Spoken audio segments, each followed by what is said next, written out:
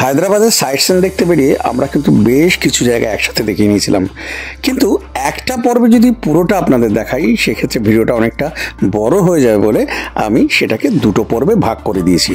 যার মধ্যে প্রথম পর্ব আপনারা দেখে নিয়েছেন, যেখানে আমি দেখিয়েছি আমরা জুয়েতে গেছিলাম চৌমহল্লা প্যালেস, আরও অনেক জায়গা।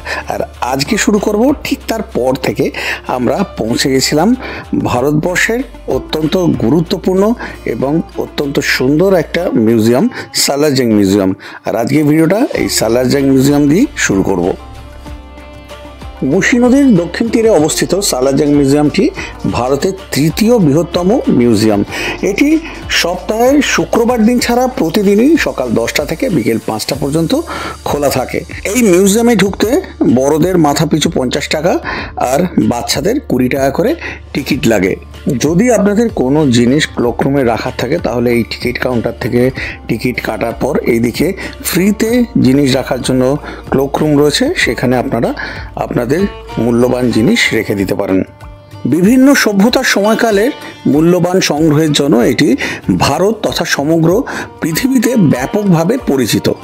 হায়দ্রাবাদের সপ্তম নিজামের প্রাক্তন প্রধানমন্ত্রী নবাব মীর ইউসুফ আলী খান সালারজাং তৃতীয় 35 বছর ধরে তার আয়ের বেশিরভাগ অংশ ব্যয় করেছিলেন এই অমূল্য সংগ্রহ করার জন্য, যা ইতিহাসবিদদের মতে তার তীব্র আবেগ ছিল। পূর্বে এটি নবাবের ব্যক্তিগত জাদুঘর থাকলেও 1951 সালের 16ই ডিসেম্বর তৎকালীন প্রধানমন্ত্রী জওহরলাল নেহরু দ্বারা এটি সর্বসাধারণের জন্য উদ্বোধন করা হয়। এই জাদুঘর শিল্প সংগ্রাহকদের জন্য একটি রাজকীয় উপহার, যার 43,000 শিল্প সামগ্রী এবং 50,000 অমূল্য বই এবং পাণ্ডুলিপি রয়েছে।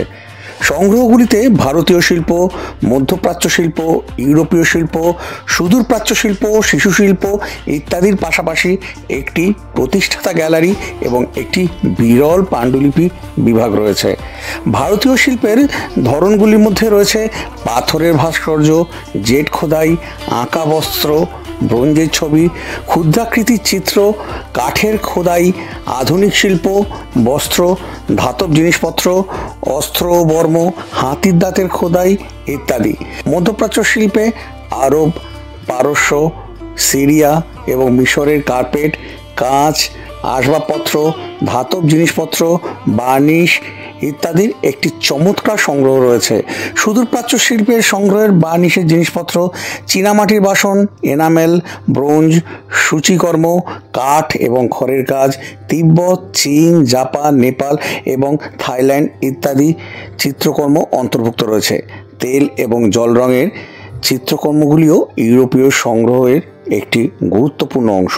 এখানে রয়েছে জোরিক রেবেকা, মার্গারিট এবং মেফিস্টোফেলিসের বিশ্ববিখ্যাত মূর্তি, রানী নূরজাহানের মালিকানাধীন জেট পাথর, ছোরা, সম্রাট শাহজাহান, ঔরঙ্গজেবের তরবারি এবং অন্যান্য কালজয়ী শিল্পকর্মের একটি চমৎকার সংগ্রহ।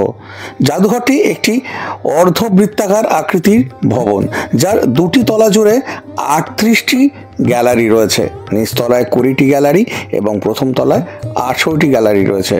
সবকটা আপনাদের সামনে আমি নিয়ে আসতে পারলাম না, সবকটা যদি আপনাদের দেখাতে হয় তাহলে ভিডিওটা অনেকটা বড় হয়ে যাবে, যে কারণে কিছু কিছু আপনাদের কাছে তুলে ধরলাম। আপনারা যখন হায়দ্রাবাদে যাবেন অতি অবশ্যই এই সালারজাং মিউজিয়ামে ভিজিট করবেন।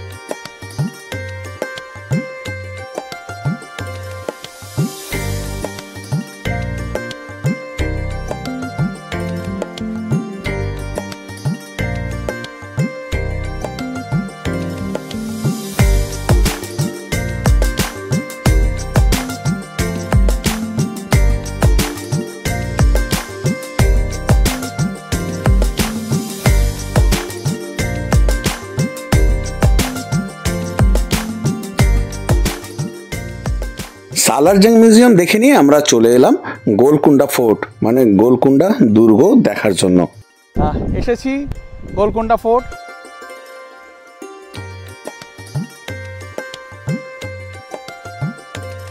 প্রথমে যাব টিকিট কাউন্টারে টিকিট কেটে নিতে হবে 25 টাকা করে পার হেড। এছাড়া যদি আপনারা ক্যামেরা নিয়ে যান বা মোবাইলে যদি ক্যামেরা থাকে সেক্ষেত্রে আলাদা করে 25 টাকা করে টিকিট করে নিতে হবে।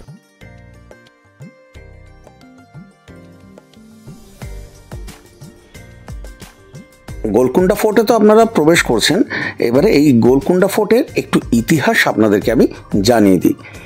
কাকাটিয়ার শাসনকালে এই দুর্গটি তৈরি হয়েছিল কোন্ডাপল্লী দুর্গের পশ্চিম ভাগের রক্ষণ ভাগের জন্য। রাজা কৃষ্ণদেব পাহাড়ের শীর্ষে এটি তৈরি করেন।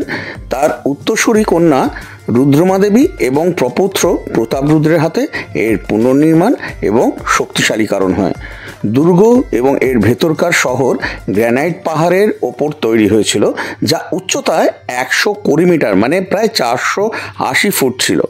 1363 সালের এক চুক্তি অনুযায়ী এটি বাহমনি শাসকদের হাতে ছেড়ে দেওয়া হয়। 1495 ও 1496 সালের দিকে এটি জায়গির হিসাবে দেওয়া হয় কুলি কুতুব শাহকে। যখন মুঘল শাসক ঔরঙ্গজেব হায়দ্রাবাদ দখল করেন তখন দুর্গটি মুঘলদের অধীনে চলে আসে। গোলকুন্ডা দুর্গ কমপ্লেক্স আসলে 4টি দুর্গের সমষ্টি, যা চতুর্দিকে প্রায় 10 কিলোমিটার পেরিসীমার দেয়াল দিয়ে ঘেরা। দেয়ালে প্রত্যেকটি ভাঁজ এবং কোণা খুব মজবুত করে তৈরি করা হয়েছিল। প্রবেশের জন্য 8টি গেট এবং 4টি স্থানান্তরযোগ্য ব্রিজ আছে। দুর্গের ভেতরে ঢুকলে 4টি অঞ্চলে বিভক্ত বিভিন্ন প্যাভিলিয়ন, দরজা, প্রবেশপথ এবং গম্বুজের সৌন্দর্যে এখনও বিমোহিত হতে হয়। যদিও প্রায় 400 বছর আগে ঘ্রাণ ছড়ানো বাগানগুলো কিন্তু এখন আর নেই। দুর্গের মধ্যে কুতুবশাহী সুলতানের রকজা অবস্থিত আছে। পুরো এলাকাটা মনোহর বাগান এবং সদৃশ্য বড় পাথরে ঘেরা। হায়দ্রাবাদ গেলে কিন্তু এই গোলকুন্ডা ফোর্ট যেতে কোনো রকমেই ভুলবেন না। খুব সুন্দর লাগবে এখানকার ঐতিহাসিক স্থাপত্যকে আপনাদের দেখতে। দুর্গে প্রবেশ করেই এই জায়গায় দাঁড়িয়ে আপনারা যদি তালি দেন, একদম পাহাড়ের চূড়া থেকে সেই তালির আওয়াজ কিন্তু শোনা যায়। এক অদ্ভুত ব্যাপার।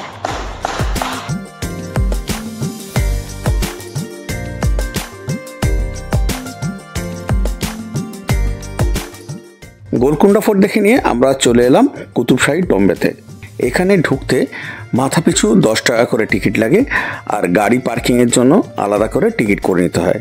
কুতুবশাহী টম্বেতে মোট 7টি টম্ব রয়েছে। টম্ব কথার বাংলা অর্থ হচ্ছে সমাধি। এগুলো কুতুবশাহী রাজবংশের বিভিন্ন রাজা দ্বারা নির্মিত হয়েছিল, যাদের সমাধি এবং মসজিদ এখানে রয়েছে। কুতুবশাহী রাজবংশের প্রতিষ্ঠাতা হলেন সুলতান কুলি কুতুব উল মুলক। কুতুবশাহী সম্রাটদের 7 প্রজন্মের সমাধি রয়েছে। এটি বিশ্বের একমাত্র স্থান যেখানে সমস্ত সম্রাটকে একই জায়গায় সমাহিত করা হয়েছে। অনেকগুলো সমাধি হওয়া সত্ত্বেও যেহেতু সব সমাধিগুলো কাছাকাছি, সেই কারণে ঘুরে দেখতে কিন্তু আপনার কোনো রকম অসুবিধা হবে না। আর যারা ফটোগ্রাফি পছন্দ করেন অতি অবশ্যই তাদের জন্য এটা একটা দুর্দান্ত জায়গা। এখানে গিয়ে দারুণভাবে আপনারা ফটোগ্রাফিও করে নিতে পারবেন।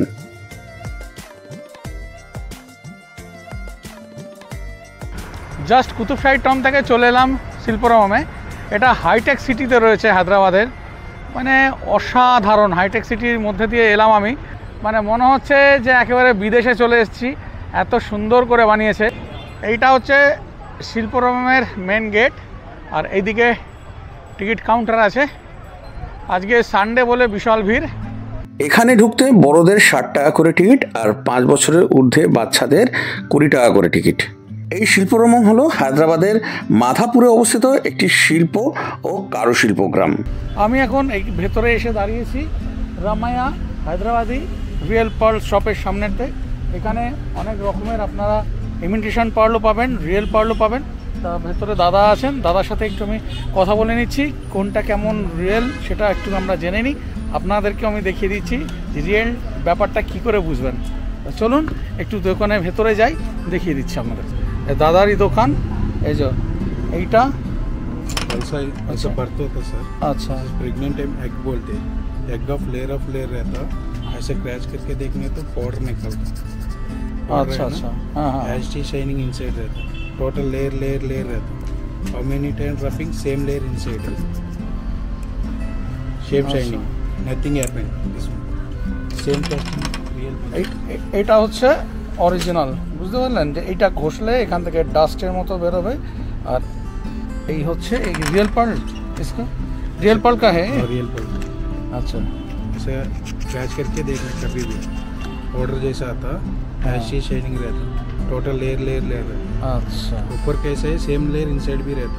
हाँ how many time rubbing same same inside. This is semi pulse, good making pulse. Actual fire करके देखते हैं, प्लास्टिक का है तो मेल्ट हो जाता, ये हाँ। फायर नहीं होता।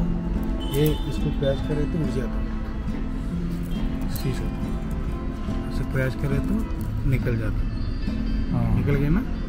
ঐতিহ্যবাহী ভারতীয় কারুশিল্প সংরক্ষণের জন্য একটি পরিবেশ তৈরি করার ধারণা নিয়ে এই গ্রামটি তৈরি করা হয়েছিল। বছর জুড়ে এখানে জাতিগত উৎসব অনুষ্ঠিত হয়েই থাকে।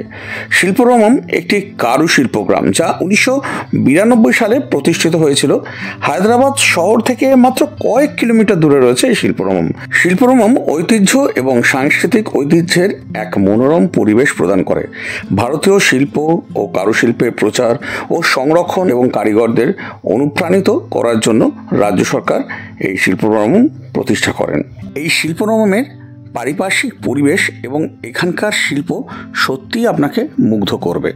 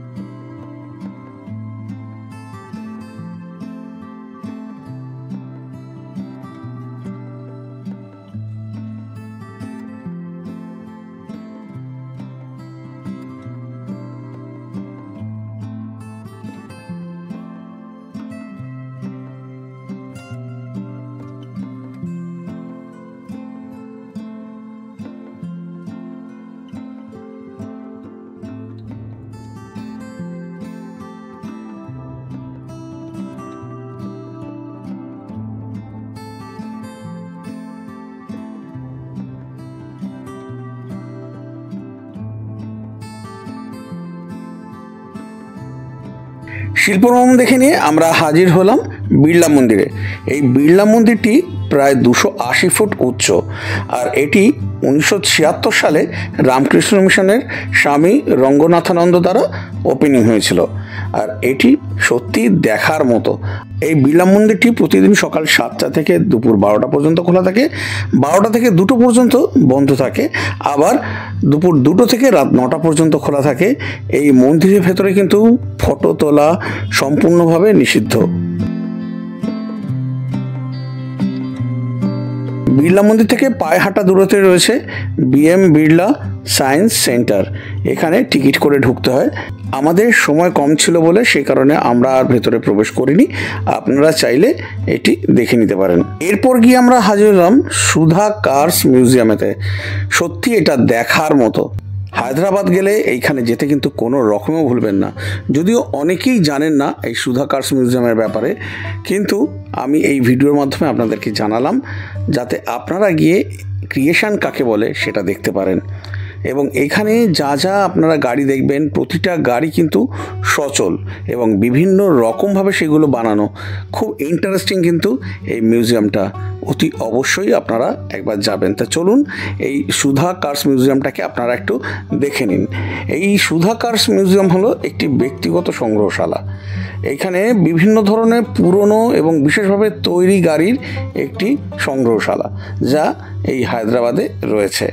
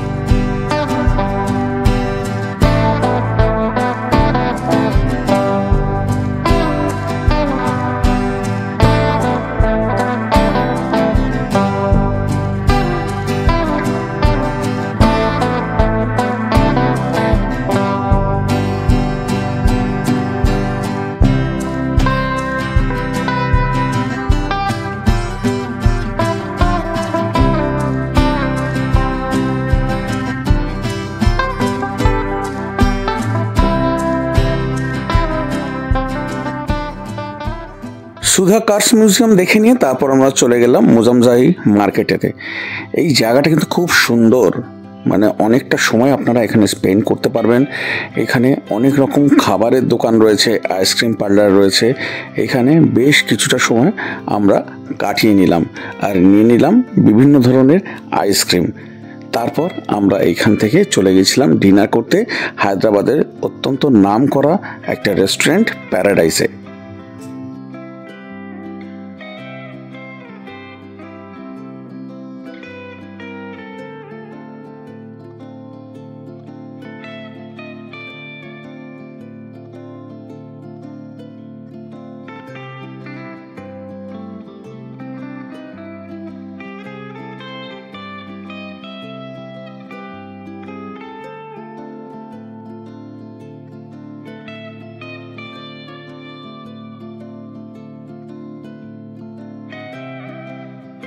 প্যারাডাইসের কিন্তু প্রচুর ব্রাঞ্চ রয়েছে পুরো হায়দ্রাবাদ জুড়ে।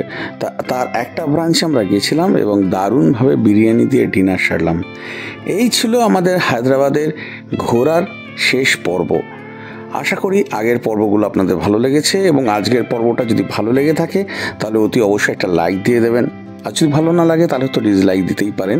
আর যারা এখনও পর্যন্ত ট্রাভেল অ্যাওয়ারনেস 0.3 চ্যানেলটাকে সাবস্ক্রাইব করেননি, প্লিজ চ্যানেলটাকে সাবস্ক্রাইব করে বেল আইকন প্রেস করে অল প্রেস করে দিন, যাতে আমার দেওয়ার ভিডিও নোটিফিকেশান আপনাদের কাছে আসতে থাকে, আরও নতুন নতুন জায়গার সন্ধান আপনাদের দিতে পারি। আমাদের হায়দ্রাবাদ ভ্রমণ সিরিজ আপনাদের কার কেমন লাগলো জানাতে ভুলবেন না কিন্তু। তাহলে আজকের মতো বিদায় নিলাম, আবার আপনাদের সাথে দেখা হচ্ছে নতুন কোনো জায়গার নতুন কোনো ভিডিও নিয়ে। সবাই খুব ভালো থাকবেন, আনন্দে থাকবেন আর সুস্থ থাকবেন।